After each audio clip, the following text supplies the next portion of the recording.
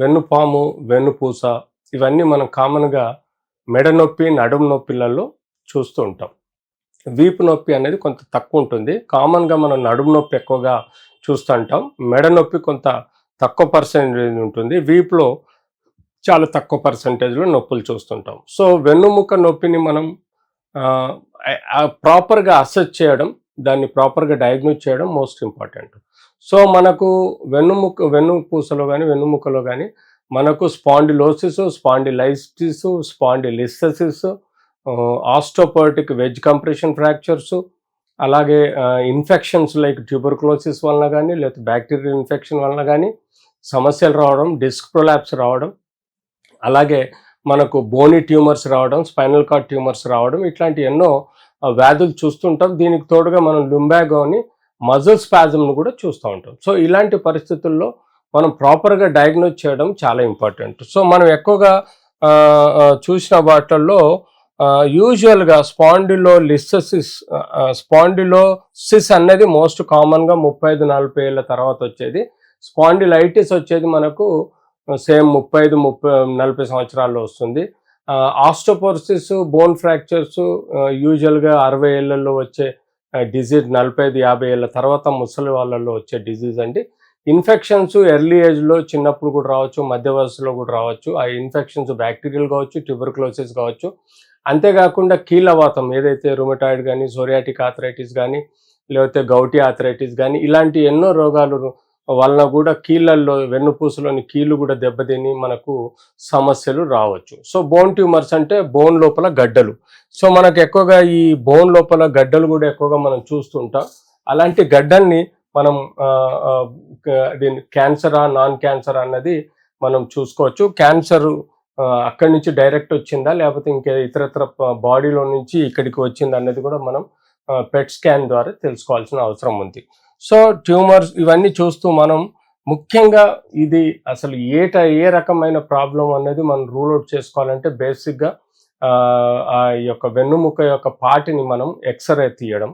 ఎక్స్‌రేలో Boney changes ఏమన్నా ఉన్నాయా, joint changes ఏమన్నా ఉన్నాయా, లేకపోతే డిస్క్ స్పేస్ ఎలా ఉంది, అంతేకాకుండా చుట్టూ కండరాలలో ఏమైనా వ్యత్యాసం ఉందా, ఏమన్నా సపోజ్ యాబ్సెస్ కానీ ఏమైనా ఉందా, లేకపోతే మజిల్ స్పాజంలోకి పోయి ఒక సైడు స్పైన్ పట్టేసి ఉన్నదా చూసుకోవాలి. తర్వాత మనం సిటీ స్కాను అండ్ ఎంఆర్ఐ ద్వారా కూడా కన్ఫర్మ్గా ప్రతి ఒక్క ఇష్యూ మనం 0.1 mm వరకు ఉండే సమస్యలు కూడా మనం ఎంఆర్ఐ ద్వారా తెలుసుకోవడం జరుగుతుంది. అంతేకాకుండా మనం కొన్ని రక్త పరీక్షలు చేయాలి.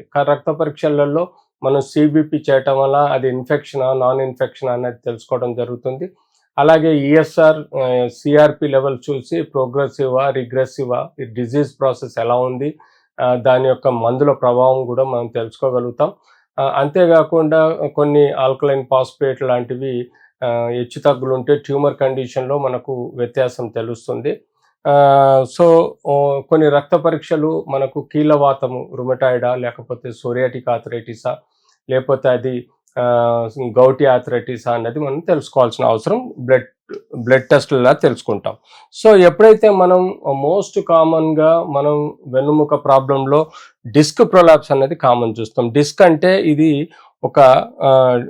ఒక స్పాంజీ విత్ లిక్విడ్ ఉంటుందండి. అది లైక్ మనం వెహికల్కి ఎలాగైతే షాక్ అబ్జర్వర్ ఉంటుందో దానిలో మధ్యలో ఆయిల్ ఉండి చుట్టూ ఆయిల్ సీల్ ఉంటుందో, అలాగే డిస్క్లో కూడా మనకు ఇది ఆయిల్ ఉంటుంది. ఆయిల్ లాగా జెల్ అండి. దీని చుట్టూ మనకు ఈ యొక్క యాన్యులర్ రింగ్ ఉంటుంది. ఈ రింగ్ పగిలిపోవటం వల్ల, ఫైబర్స్ పగిలిపోవటం వల్ల కొద్దిగా బల్జింగు, ప్రొట్రూజను, ఎక్స్ట్రూజను అండ్ సిక్వెస్ట్రైజేషన్ ఇలా 4 స్టేజెస్లో మనకు ఈ యొక్క టిష్యూ బయటకు వచ్చేసి పక్కనున్న నరాన్ని, ఇది వెన్నుపూస అండి, ఈ వెన్నుపూసను నొక్కటం వలన డిస్క్ ప్రొలాప్స్ పెయిన్ వచ్చే ఆస్కారం ఎక్కువగా ఉంటుంది. సో, మనము అలాగే తీసుకుంటే మనము ఈ ఎముకలలో ఇన్ఫెక్షన్ కానీ, డిస్క్లో ఇన్ఫెక్షన్, బ్యాక్టీరియల్ ఇన్ఫెక్షన్ అనుకోండి, ట్యూబర్కులోసిస్ అనుకోండి, ఆ ఇన్ఫెక్షన్స్ వలన కూడా మనకు సమస్యలు ఏర్పడతాయి. దానికి తగ్గట్టుగా మనం ట్రీట్మెంట్ ఇవ్వాల్సిన అవసరం ఉంటుంది. సో, ఇంకా స్పాండిలోసిస్ అంటే ఒక ఏజ్లో విటమిన్ డి, కాల్షియం తక్కువ ఉండటం వలన బోన్ క్వాలిటీ డిక్రీజ్ అవ్వడం, బోన్లో మెత్తబడడం, బోన్లు పగిలిపోవడం, వెజ్ కంప్రెషన్ ఫ్రాక్చర్స్ రావడం అనేది మనం ఆస్టోపోరోసిస్లో చూస్తాం. సో మనం స్పాండిలోసిస్లో ఈ కామన్గా ఈ సమస్యలు చూస్తూ ఉంటాం. స్పాండిలైటిస్లో అంటే ఈ వెనకాల ఉండే ఈ జాయింట్స్ ఉంటాయి, ఈ రెండు జాయింట్స్ మనం ఒక ఎముకకు అటాచ్డ్ ఉంటుంది. మనం ఇందులో తీసుకుంటే ఇదొక ఎముక జాయింట్, ఇది జాయింట్ అండి. ఈ రెండు ఎముకల్లో సపోజ్ ఫ్రిక్షన్ కానీ వేరెంటియర్ వల్ల అరిగిపోవడాలు, లేకపోతే ఇన్ఫ్లమేషన్ అవడం, ఇన్ఫెక్షన్ రావటం వల్ల కూడా స్పాండిలైటిస్ సమస్య వస్తుంది. దాన్ని పర్టికులర్గా డయాగ్నోజ్ చేసి దానికి కావాల్సిన బ్రేస్ కానీ, పెయిన్ కిల్లర్స్ కానీ, లోకల్ ఇంజెక్షన్స్ కానీ, లేకపోతే ఇతరత్ర రెమెడీస్ ద్వారా మనం ట్రీట్ చేయాల్సిన అవసరం ఉంటుంది. స్పాండిలోసిస్ కాజ్ తెలుసుకొని దాని కాజ్ని ట్రీట్ చేయాల్సిన అవసరం ఉంటుంది. సో ఇలా మనము ఈ వెన్నుపూస యొక్క సమస్యల్ని, వాటి యొక్క డిఫరెంట్ ప్రాబ్లమ్స్ని వేరియస్ ఇన్వెస్టిగేషన్ ద్వారా ప్రాపర్ డయాగ్నోజ్ చేసి దాన్ని ట్రీట్ చేయాల్సిన అవసరం ఉంది.